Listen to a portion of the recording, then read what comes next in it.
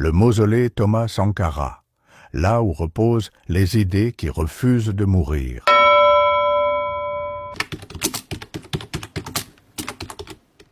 À Ouagadougou, un lieu nouveau est né, un lieu de silence, mais aussi de puissance.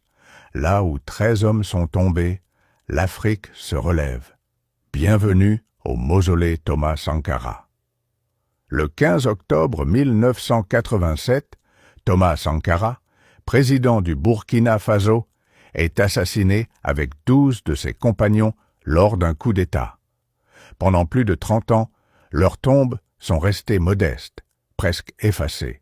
Mais aujourd'hui, l'histoire a fait un pas vers la justice.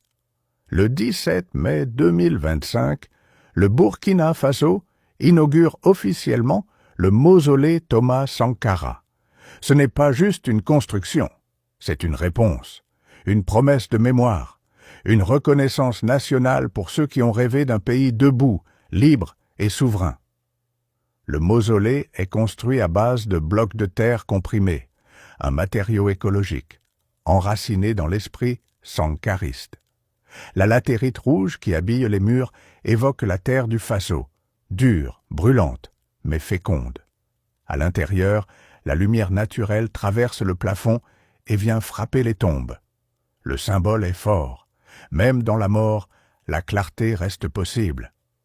Les 13 stèles sont alignées dans un espace circulaire, simple, digne. Chacune porte le nom d'un révolutionnaire tombé. Thomas Sankara est au centre, entouré de ses compagnons, comme pour dire qu'il ne dirigeait pas seul, mais avec un collectif, avec un rêve partagé. Ce mausolée est aussi un lieu d'apprentissage. Des panneaux retracent la vie de Sankara, son engagement, ses discours puissants, son combat contre la corruption, l'impérialisme, la dette.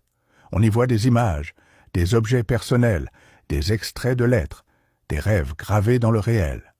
Mais ce n'est qu'une partie d'un projet plus vaste, le mémorial Thomas Sankara. Sur 15 hectares, il accueillera une tour de 87 mètres, un musée, une médiathèque, un amphithéâtre et même un téléphérique vers le parc urbain Bangweogo. C'est une cité en devenir, inspirée par les idées de Sankara, éducation, autonomie, justice sociale.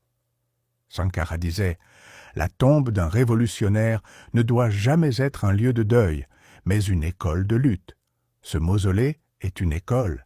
Il ne parle pas seulement au passé. Il interpelle le présent et surtout, il prépare le futur.